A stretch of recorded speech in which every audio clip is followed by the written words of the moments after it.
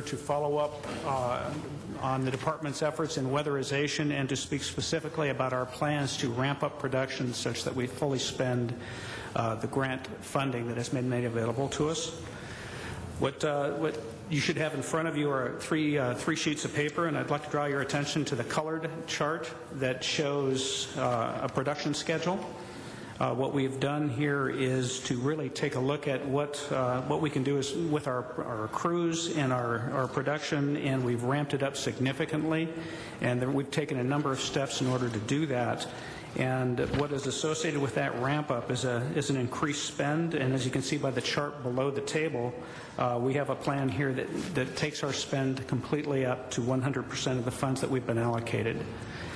What I'd like to do is introduce Mike Koya, who can speak specifically about the steps that we've taken that support this new schedule. Thank you. I'd like to see this. Yeah. Good morning. Good morning. My name is Michael Koya. I'm Assistant General Manager for the Power System. And can I ask you a question before we get started? So I'm clear what when we talk weatherization, we're talking about facilities that are out in the community. We're talking about city facilities. What are we talking about? We're talking about single family residential. Single families. Okay. Yes. All right. Yeah. And so since our last meeting, and as Tom reported, we were requested to develop a fully spent schedule, and we've done that. But just to highlight some of the things we've done, we have had discussions with the state that monitors the funds for the DOE for this program. And again, what they've gleaned us on is to other companies, might want to call that best practices out there that do the same work. And so we've looked at some of the measures that they majority do, their crew size composition, and actually recently we've shadowed some of their crews this past week. And so with that, we developed a new schedule. We made a reduction in crew size. We formed additional crews. We're up to 15 crews now. And again, we're all continuously looking at this, not only at other companies, what they're doing, but talking to the state and seeing best practices. And internally, too, we're keeping close track on what the crews do, the documentation, which is obviously very important to get the grant reimbursements. And so that is the activities that we've monitored. And kind of subset of this is we've got smaller milestones that track our progress as far as homes in the queue, homes that have assessments, homes that are being in the process of being weatherized, and then the completion process and the submittal to the state. And we track that on a weekly basis, and we actually look at the daily crew schedules too to make sure we're on track. For the homes that they're getting these as grants, correct? Correct. If a home were, have you guys done any work or research if these were not to be grants, but in the future we don't expect there to be a lot of new funds for energy efficiency conservation block grants.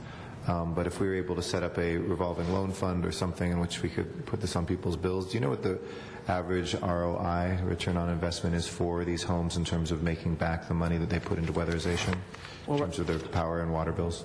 You know, right now we're in the process of calculating that. I mean, right now with this new process and program, I mean, when we're looking at the average spend, it's about $2,700 per home. And so we are trying to start calculating the, savings in energy costs. So we don't have necessarily projected benchmarks for what we're hoping to achieve with the weatherizations, more just that we know these are tried and true and that they will reduce some amount, but we're not sure what. Right, and two, our guidelines are coming from the grant itself, that these are the measures that they allow, and so this is what we're going into. I mean, where we can, we are taking opportunities to do some things for DWP that, we have with some of our existing programs. Is that part of the grant guidelines from DOE, is to measure the output of a certain number of these homes or to look at the reduction of use, or not? I can't speak to that. I don't believe that's part of our role, but that is certainly part of the state's role to take a look at the energy, and we will cooperate with the state. And that would be necessary, absolutely, for us to look at any forward-thinking programs. We would need to take a look at how much water is saved. There's actually precious little information on weatherization and what resources are actually conserved as a result. Yeah. I had this conversation with Secretary Chu in D.C. with the mayor and myself and a couple other people who met with him over a year ago now, and he was really, it's great. He said, congratulations on all your green building ordinances, but I don't really give a hoot about what the design is as much as the output. And I paraphrase, of course, but he definitely was focused on those cities and those entities that could measure that output. So as much as we can look at developing that as part of this as well, I think it'll put us in good stead with the Secretary and with DOE as well, and I'm sure it will be good for our baseline too. Mr. Alico? I'm looking at the work in progress and total weatherized, and it appears, as I'm reading this chart, the DWP is moving forward, but Pace and Maravilla, do they have any projects going, or do these numbers include their projects, or is it just DWP projects? These are just the projects that, or the homes that DWP is working on. So what is going on with Maravilla and Pace? They have been assigned zip codes in these council districts as is shown here. So is that part of our grant? No. Oh, okay. So that's why you're not showing those numbers. That's correct. What we're trying to do is show that each council district is being adequately served, and these are the entities that are doing so. Well, okay. So how do, in districts 1, 8, 9, and 10, where there's zeros there, how are they being served? I see on District 9, LADWP doesn't have any grants in that area. Correct. We were not assigned any zip codes in that council So district. what is going on with the zeros in 1, 8, and 10? These are areas where we have fewer zip codes, and what we've done is by virtue of the requirements of the grant, we have to send, or we approach those customers that have the highest energy use burden. So what we do is we rank order our customers that are on the eligible low-income credit. We send mailers out to those people that have the highest energy use. So okay, it's not only the higher energy use, it's low income. Correct. Those are two requirements. There seems to be, I don't understand why the poorest communities, which would be CD 1, 8, and 10, and I'm excluding 9 only because you don't have that area, why those areas don't have any projects going on. Again, this is the way that we're required to bring into our program customers as we rank order them in that fashion. Now, the other part of that is rank order them in what fashion? In highest energy use burden. So you're not going to the poorest communities? To the extent that we work our way through the list, we will get into those communities. The other thing I'd like to say in regards to that, sir. Mr. Parks? Mr. Parks, are you aware of this? If you notice, the poorest communities in Los Angeles haven't been served at all. And I was asking why that is, and he's saying it's because of the energy use, that they're prioritized by who's using the most energy. But if you look at the chart, there's nothing, DWP isn't doing any work in CD1, CD8, and CD10, and CD9 is not, they didn't get a grant for that. So my question is, that's not acceptable. Understood. I mean, so what do we need to do to change to address the poorest communities? Well, there are two things at issue here. One is the fact that we're very early in the ramp stage right now, so as we go through, and you can see how many that we're projecting to weatherize over time, we will get into those zip codes. The other piece is that our grant is limited to single-family homes, and many of the lower-income customers that you're referring to are in multifamily housing, and those multifamily homes are being served by the other entities that are shown on this chart. Well, but I have no control over what they're doing. I mean, it's DWP that I'm focused on, and I think it sticks out like a sore thumb that we have done nothing in CD1, CD8, and CD10. We will. Mr. West? We will. Well, what would demonstrate that? How would I have confidence about that? I don't understand why it just didn't start off that way, that you automatically say, well, we got to get into everybody's district. That's, if I were a manager, the first thing I'd say, I got to cover all the districts. But particularly those that are the poorest communities, because I wouldn't want to sit here like you're sitting here now, having a council member who represents one of the poor areas. I recognize in my area, you got of the other areas, it's like second most, the second least. And of all those other areas, I believe my district has higher rates of poverty than all the other areas where work is done. So there seems to be a tendency for DWP to do work in the wealthier areas under this project. And I want a clear understanding of how you're going to correct that. And I'm not getting you're just saying, well, we're going to get there. Mm-hmm. But it's always like, what my history is, people are always saying, oh yeah, we're going to get there. But first in, it's always the wealthier communities. And I don't think that's an acceptable answer. Well, again, the process that we're undertaking is what's embodied in the requirements of the grant. Then change the process. That's the state's process. We can certainly speak with the state about the concerns and our intent here. We'd be happy to do that. I think it would, I frankly, if I were a manager of DWP, I'd be embarrassed to talk to the state about this. I would just fix it. And you're telling me there's not sufficient flexibility in your process, that you can't market better in those communities, you can't reach out better, you can't do something better? There is plenty of room for improvement in the processor to get to those types of customers. When are we going to see that? Well, as we make progress through the list, sir, we will get to those communities. Not good enough. I'm asking when. That assumes a date. Is there some time frame with this? I can't give you a date at this point, sir. I think what the council member is asking for, and I think that's what we need to do, is look at our evaluation process and look at our outreach and come back with some tangible plans to improve in those areas. And I think that also, Mr. Alec, the other groups that are doing some of the work, I know in your community it's just DWP, but in some of the other areas where we have the community-based organizations, we should make sure that we find out from them, because DWP isn't overseeing that piece of the plan. Those individual CBOs are doing Maravilla, PACE, et cetera, are going to be doing a lot of that work. So we want to make sure that we hear from them what their plan is to. But they're not doing it under the city.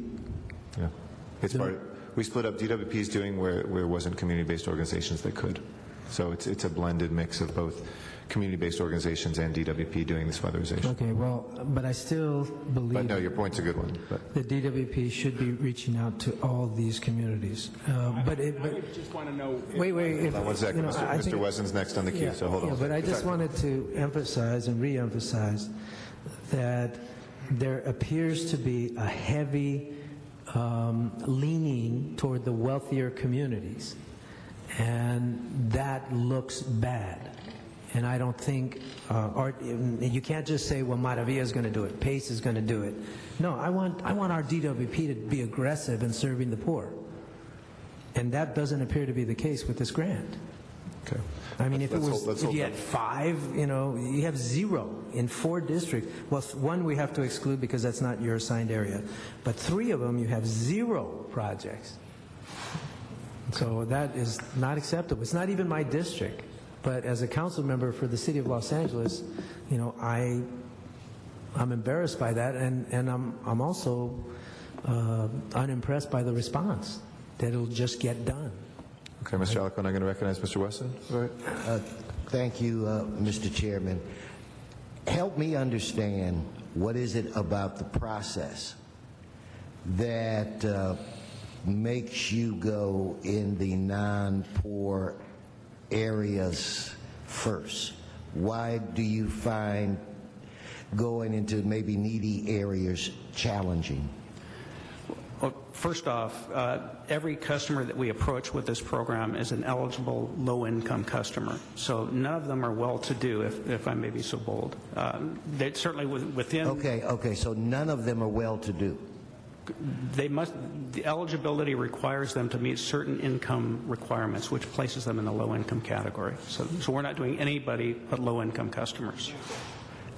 Then I find it hard to believe that there are areas mentioned specifically by my friend and colleague Richard Alicon that are receiving no action at all.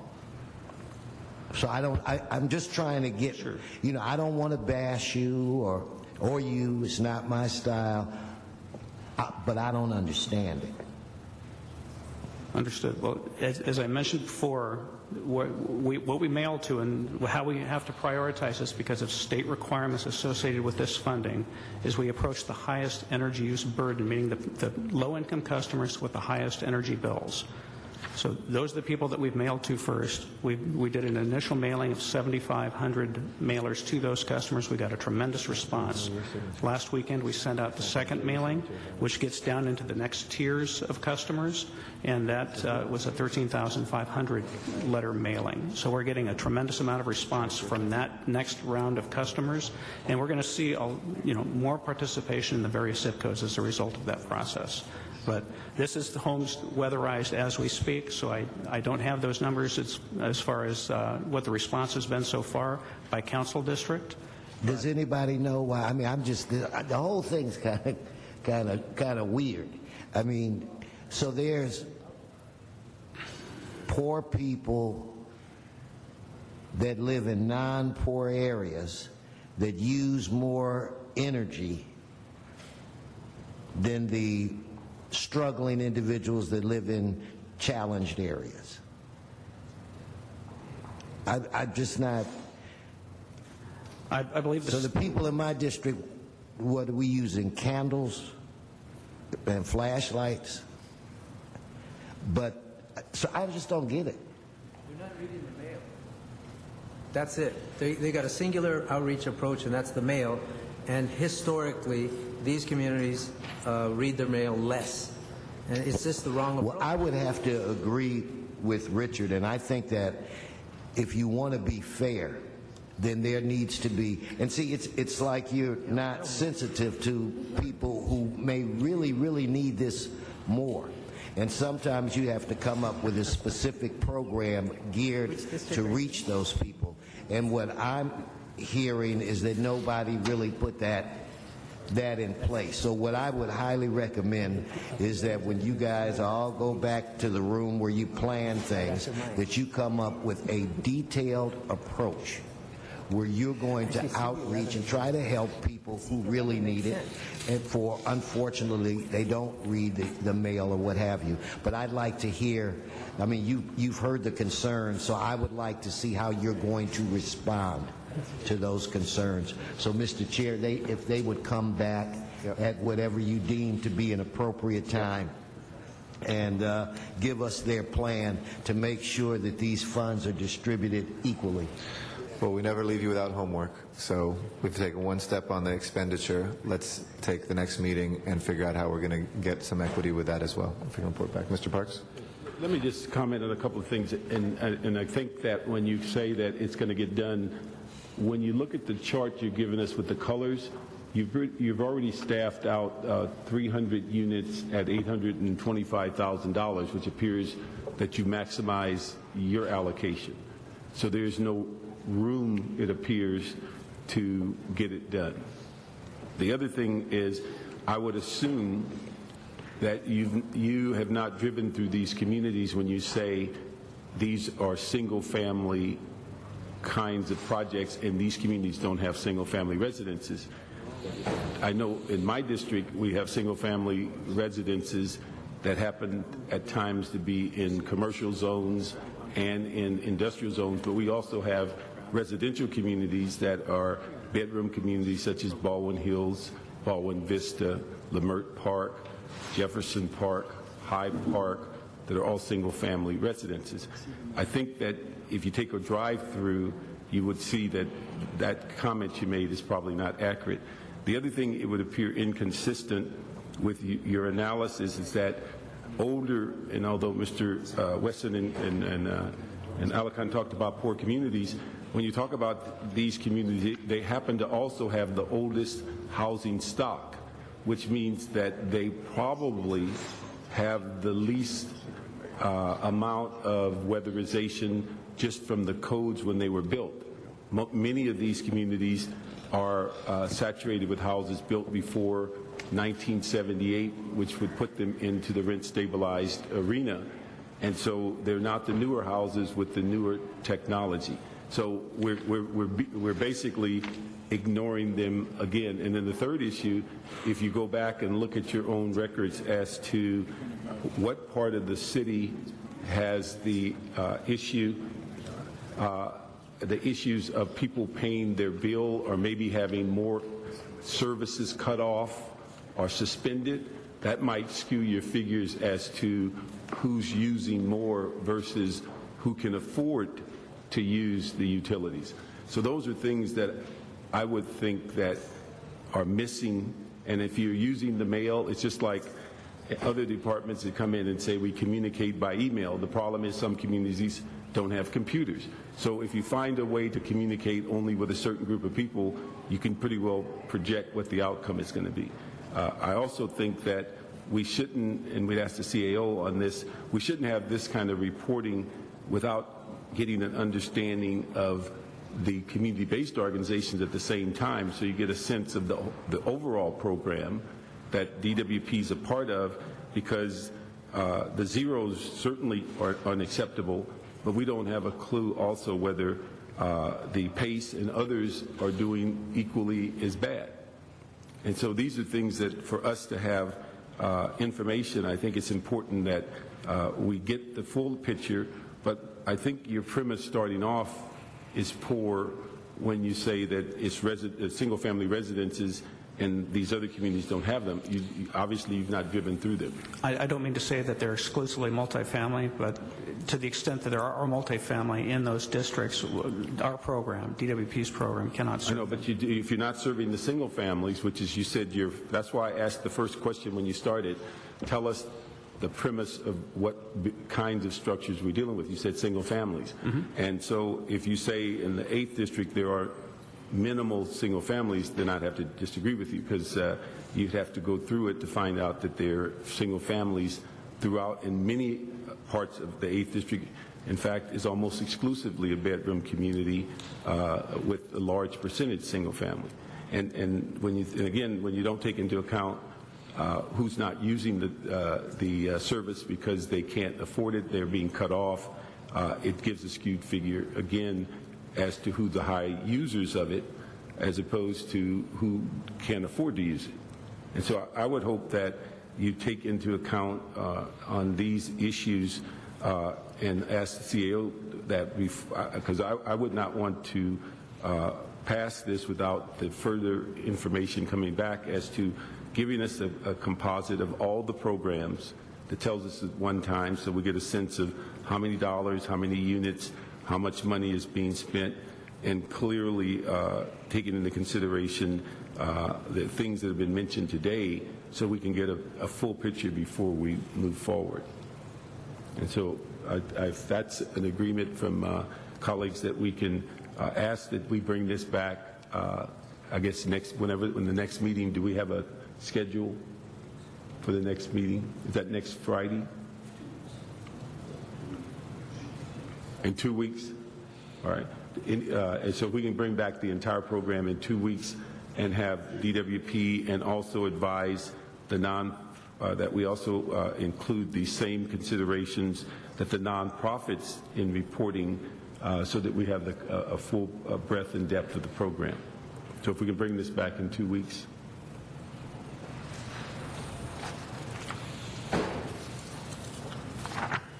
Okay. Any other questions on item 1?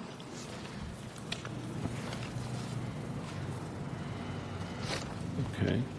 All right. Go to, one thing. Let me ask you on a second issue, and I don't know if you're the right people, but if you could stay around for item 2, because I just want to ask some questions that deal with the. This is dealing with city buildings, to see whether DWP could be of assistance. So we'd ask you to hang in there until we get through item 2. Okay. Okay. Very good. Okay, we can go to item 2 at this time.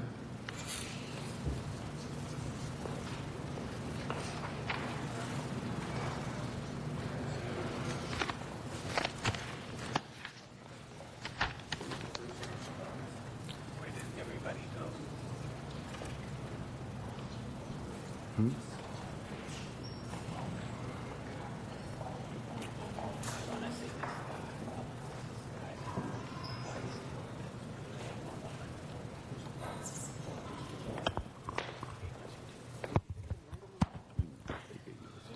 We signed up. Go to item 2. What are you saying about one? Mario Vasquez with the City Administrative Officer. The CAO requests authority to proceed with a bond issuance of approximately $12 million for the energy retrofit of 52 buildings throughout the city. The bonds would be issued using a portion of the city's allocation of qualified energy conservation bonds. The federal QECB program requires that bond proceeds be expended on capital costs that result in at least a 20% reduction of energy consumption in the retrofitted buildings. And as shown on attachment 1 of the CAO report, the 52 buildings that the General Services Department proposes to retrofit with the bond proceeds will each separately meet the 20% reduction of energy consumption. And to proceed with the bond issuance, there are several actions that the Council will need to take, as outlined on page 3 of the CAO report. Okay. Are you finished? Yes. Okay. Let me just add, these are the same questions that every time this comes up that I ask. I think even though you comment in your report that there's no impact on the general fund, I'm just trying to figure out how you're going to pay debt service from the savings, because savings are, if I understand it, are not real dollars. Eventually you're going to exhaust the $4 million, and then you're going to be paying the debt service with what funds? Correct. And if I could refer you to page 2 of the attachment 1 of the CAO report.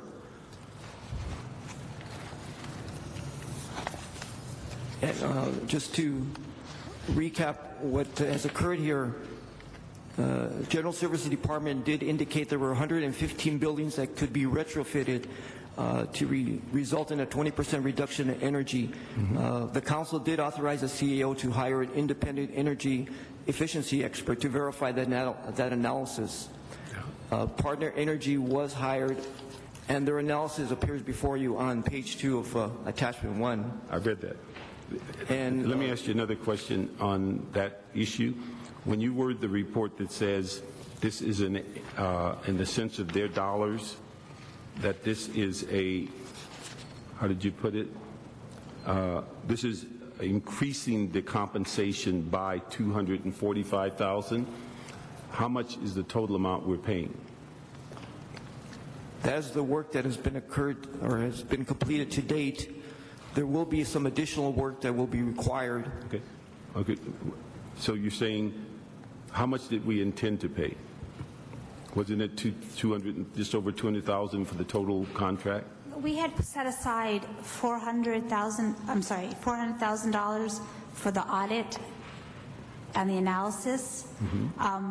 We believe that we'll be expending total $375,000 on the analysis and on the partner energy contract. This is the amount that we've spent to date. Okay, so when you say increasing, it's 0 to 245? We haven't paid them anything in the past? We have not paid partner energy in the past. We hired Prague to assist us on the analysis, and she wanted an independent analysis to run the numbers that partner energy had given us. Prague is one of our financial advisors. I just need to know if we're saying increasing the amount by $245,000. Right, they have a current contract with the city. Okay, what have we paid prior to that? For other work? Whatever we're increasing from up to Councilman, 240. this contract is the city's contract with financial advisors. This $245,000 is for this new work that we're adding to that contract. I understand that. Just answer the very narrow question I have. If you worded let me just finish. If you write the report and says by increasing the compensation by $245,000, what are we increasing it from? We are increasing it from $165,000. Okay. So we had a 165 we've already expended. No. 165 is the amount that contract is for general financial advisory work that we pay for throughout the fiscal year. We hired them for a separate project, which is the project you see in front of you. So that the amount that we're paying, the 165, comes out of the general fund or bond issuances. the 245 that we're asking for here, it would be amendment to that existing contract. Instead of writing a whole new contract, we're just amending their current contract and increasing the amount by 245. Okay, so I understand it. We've already paid them 165. That's how much the contract is for. We haven't expended the whole amount yet. Okay. For other projects, not for this project. Then somebody's going to have to clarify, when you use the terminology increasing compensation by, Correct, because we have an existing contract. okay, So that existing contract is for $165,000 for separate work. okay, So instead of writing a whole new contract, we thought it was simpler to do an amendment to amend their current contract to allow them to do this work. okay, so you're amending the contract. Correct. And this is separate work. Correct. And this is work to be paid for by the ARA grant. Okay, so the issue is that we paid 165 for a existing contract. We're amending the contract for this separate work at 245. Correct. And that could go as high as 375. Correct. Okay, so we got that clear. Okay. The issue then comes down to the second question: where do we get the money to pay the debt service after you exhaust the $4 million? Because we don't have an account that says savings. No, we don't. Okay, They come out of the so general we're- fund. So when you say in your report on the last page on the fiscal impact that there is no fiscal impact on the general fund from this recommendation, that's not necessarily accurate, because once you exhaust the $4 million, where do you go?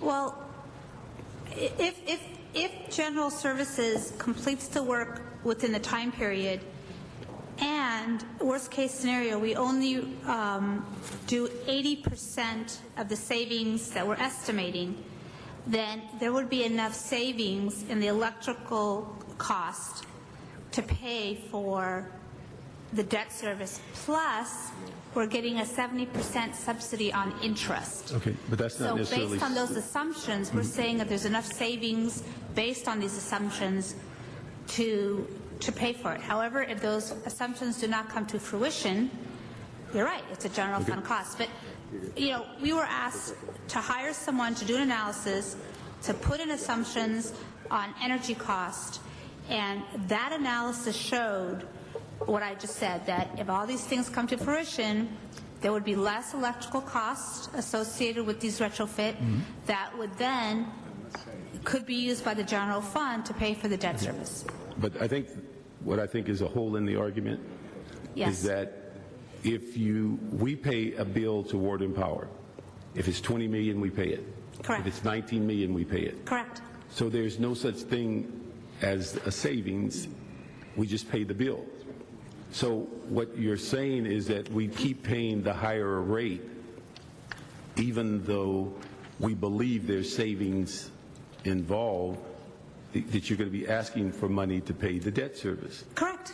All right, That's the problem with this analysis. That's exactly. Exactly. If you read it, you have a problem with it. And it's the same problem we've had every time it's come here. Yes. Okay. Now, you know, the issue is right now you're paying, I'm making up a number, you know, $20 million for electrical cost. Yes, okay? right. Let's say, you know, you save, so that's an ongoing cost, right? That's an ongoing cost. So now you have debt service, right? That's supposed to reduce that $20 million. So your ongoing cost doesn't change. It just moves from the electrical account I know, but we to don't. debt service. So But we don't take money annually and put it aside and say, we used to pay $22 million, Correct. now it's 20, so therefore we're going to put this in a box and we're going to save it. We never do that. that was our argument at the beginning. Okay, we pay the bill. Correct. All right, so does have an impact. And how much of an impact, once you exhaust the $4 million, what is the debt service for the remaining 10 years or so? It's approximately $1 million a year. So we're going to be paying about $10 million of general fund money after we exhaust the $4 million. It's still About $1 million, yes. I mean, and that's the issue with this program, that there's an assumption that if you reduce if you retrofit those buildings and you reduce your energy consumption, that there's monetary savings. But The you can't issue separate, is- you can't separate those savings from, You can't. if you turn the lights off routinely in most of our buildings, you would save money. Exactly. So we couldn't tell the difference. Right, but the problem is that when you sit down and do the analysis and you look at how much you're spending now, you put in your assumptions, even the most conservative assumptions, what the analysis is showing in a vacuum, like you said, is that, yes, you could reduce your energy costs. Now, when you translate that to the budget, you're correct. You're paying an energy bill of electricity, we all agree. That fluctuates for whatever reasons you want to give. It could be the greening, it could give the reduction in rates, it could be that you're turning off the lights more. But on the other hand, you have debt service. So the issue for us is, yes, the analysis shows there's savings, but the issue becomes, that the goal of this program is to to green these buildings and reduce your energy consumption. So, I don't know what the answer is, but Let me just do this. That's the way I see We've it. gone through it, I think, 3 times. Mr. Chair, could we hold this for a week and get the CLA and the CAO together to deal with this before it comes back?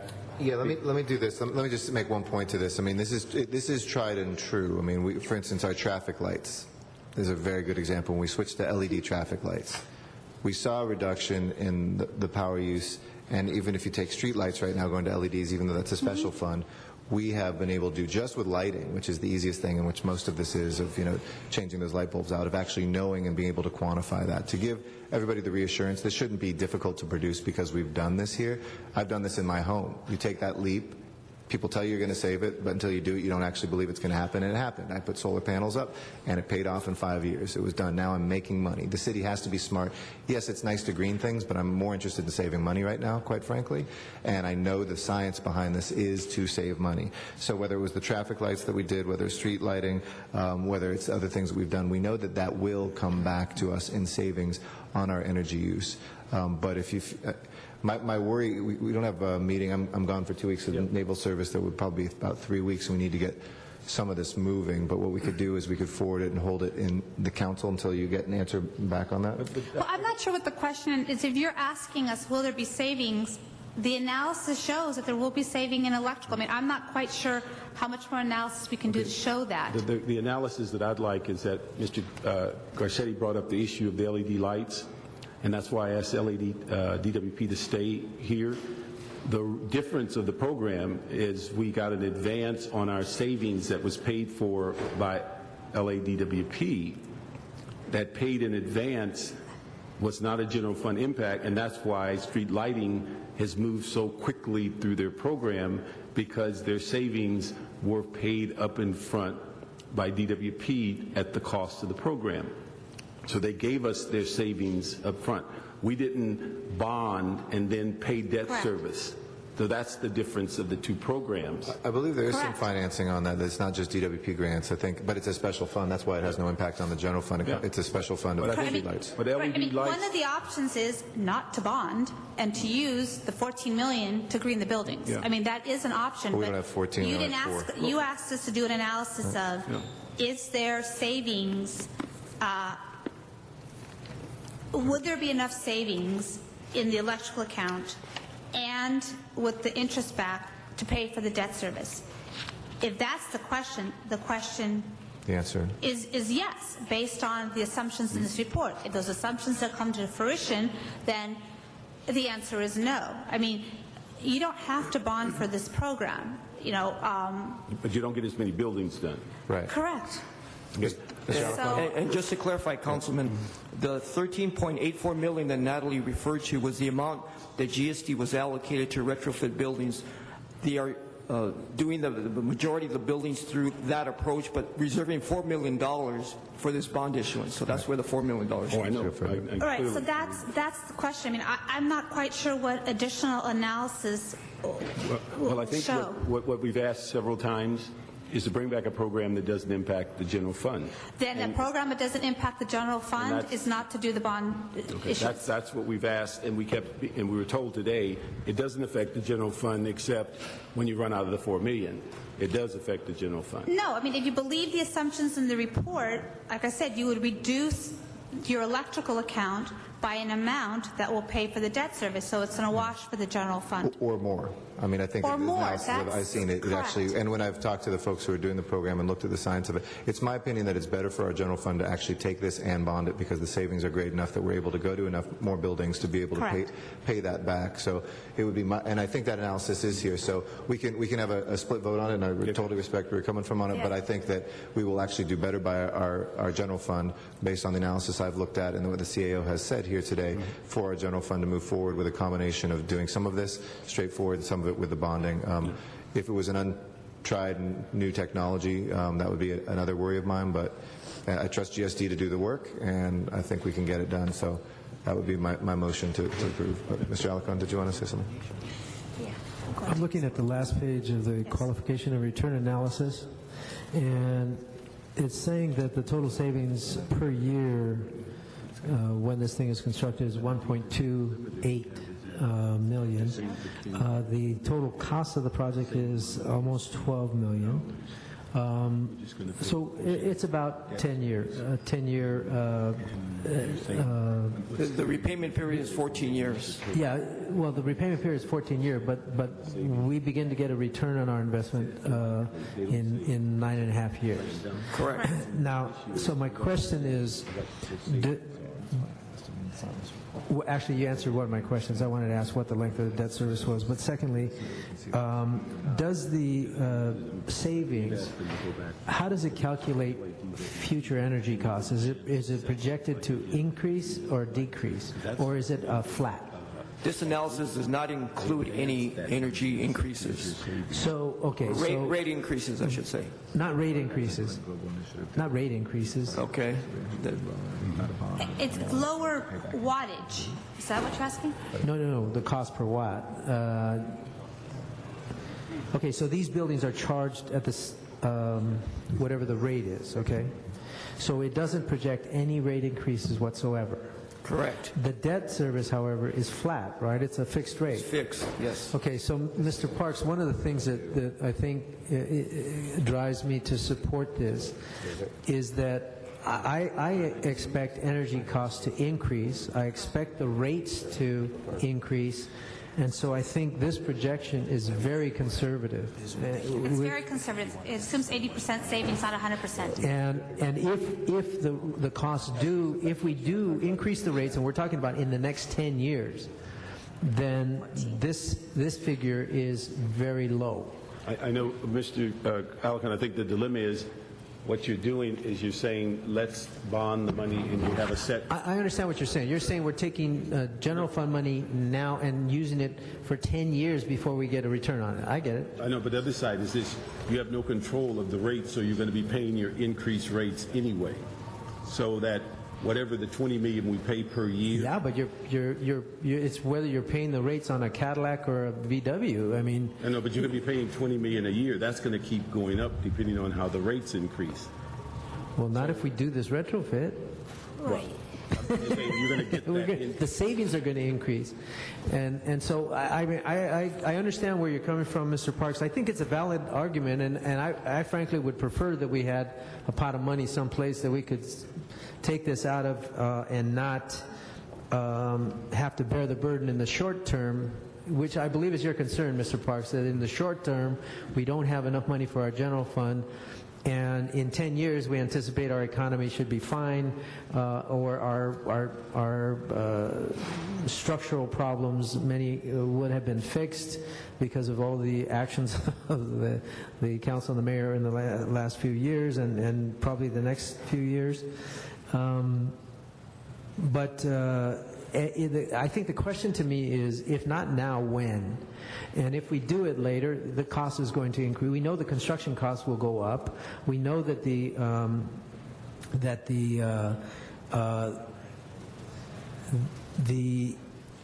cost of the debt. Well, this now is a good time to take a loan out, right? The rates are low. Rates are low, and we can't predict if we're going to get this. What is the rate, by the way? With the subsidy, it's under 2%.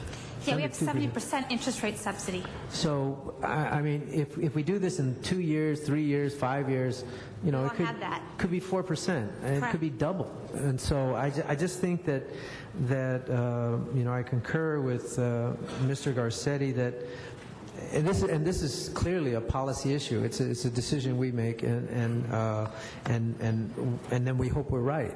but I believe we are right, and I believe that it is a better investment for us to move forward, notwithstanding the increased debt and the impact on the general fund, than to not do this. So I support Mr. Garcetti's motion. I would like to pose two amendments that may help you. Sure, yeah. That we ask GSD to baseline the energy in each of those buildings for us, so we know what the cost is per building, so we can track what the actual savings are. The second amendment that I am requesting is on number 1. We'd like to go ahead and have the full authority to transfer the money for the analysis and work done by Partner Energy, and the full amount is $375,000. So we were asking, so we can just amend the contract once instead of amending it twice, from the $245 to the $375. If that's acceptable. Yeah, I think both of those, and I was going to add something similar so that Mr. Parks would get that analysis either way, though I think we should move it forward. And, you know, we respect however folks want to vote in the committee on it, but I think that in the meantime it continues that momentum. Okay, if there's no objection to accepting those as friendly. Would you like to have a vote? No, I would just vote against 3, 4, and 5. Okay. We'll have minority report against 3, 4, and 5. We'll add those amendments either way. And on majority report, we've got a 3-1 vote. Mr. Weston? Okay. You okay? All right. We have a third item, and I know it is past the hour for beginning council, so let's do this real quick. And I know that there's a lot of interest in summer youth employment, so colleagues, if you have any questions we can ask offline that don't have to do with holding up the momentum, let us know. If there's anything that needs to be amended, why don't we keep our comments to that, and let's do a quick run through. Hi, I'm Jim Clark, Director Jim. of Federal Relations and member of the Mayor's ARA team. And before I begin, I want to also thank the CAO's office, Tyler Munhall, and CDD with Rhonda Gaston, Mark Hoffman, and Robert Sines, and DWP with Gretchen Hardison, Craig Tranby, and Tom Gackstetter. To make it very brief, we were charged with trying to find money out of EECBG funding to be able to fund summer youth jobs. We've identified $1 million of funding that will be able to provide up to 500 youth with summer jobs. We still have to get the Department of Energy's approval on that, but we think we've crafted a program in such a way that we're going to be able to use an existing program so we don't have to get new approvals. We're going to do it in such a way, too, that the students will be going through training and not having to use tools so that we have to deal with prevailing wage issues, and it'll be consistent with the program goals of EECBG, but we will still need to get DOE approval. And so, Mr. Alarcon, we might take you up on your proposal that if we have some pushback that you'll call the president or whatever to help us on that. But we do think that we've identified that, and overall, no, you said you would call the president. President Garcetti. At least to me. Overall, too, and the CEO is going to give a report. Overall, I think that the city's identified about over $5 million of funding, both from budget money, from council offices, from outside organizations, from the private sector. So we hope that we can have a robust summer youth job program. And I'll turn it over to Tyler Munhall. Tyler Munhall, CAO. There's just one amendment we need to make to the report, Council File 11-0859, which is relative to general fund savings that have been identified for summer youth. Authority 1B has account number H213. It should be H214. Okay, we'll change that from 213 to 214. I know there's also some money we're looking. Mr. Parks was able to add the additional funds in council and committee, the $1 million. Thank you to the individual council offices that also put money in. Mr. Alarcon, Mr. Zine, and Ms. Hahn. We're also looking at some 1290 monies potentially from CD8, CD13, but we'll add those and any HACLA money that we are looking at potentially another $1 million for folks that are in our housing projects that are throughout the city to be able to get direct. So, yes, Mr. Alacon. Very quickly, I just want to make a comment that, first of all, I want to thank all the players that are doing everything they can to expand our summer youth employment project this year. But I particularly want us to recognize the Community Development Department, who would take on the additional burden.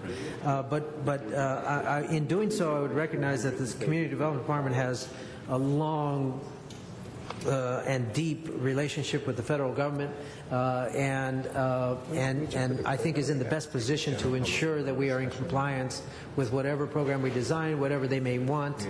And I would urge you to work with them to maximize the number of summer youth employment slots that we can create.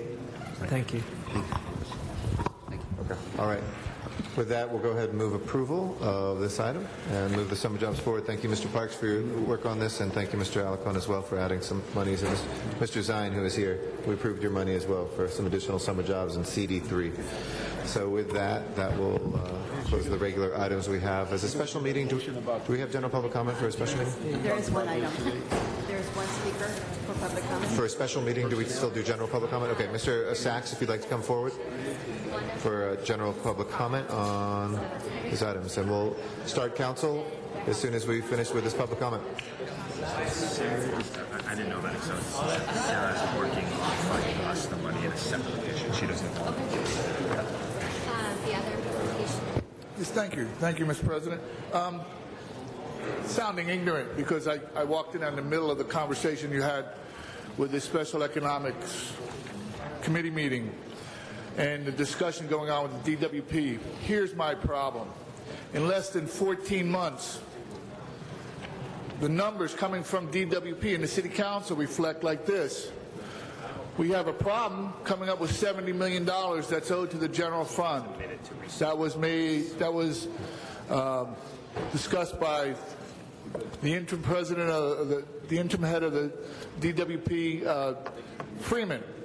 Then Austin Buettner took over, and in his first budget he released, he said we can make cuts of over $240 million. That was in June of 2010. Now we have a new head of DWP come in, and in this budget that he's just put out back in April, he mentioned that he can make cuts totaling over $400 million in 3 years. So the problem I have here is that the ball is bouncing and nobody really knows. So when you talk about contracts and money going in and money coming out, in addition, there's a transfer being made to the LA City General Fund. Sir, if you could bring it back to the ARA funds. I know you just tangentially said, but we're not the Energy and Environment Committee. We're the ARA Committee. So specifically any DWP issues which were on items 1 and 2, not general public comment. My problem with the DWP issues are what's believable. That's my problem. All right. Sorry, sir. Thank you. This meeting of the Ad Hoc Committee on Economic Recovery and Reinvestment is adjourned. Thank you very much. We'll start the council meeting in about 2 minutes. Thank you for your patience. Should I give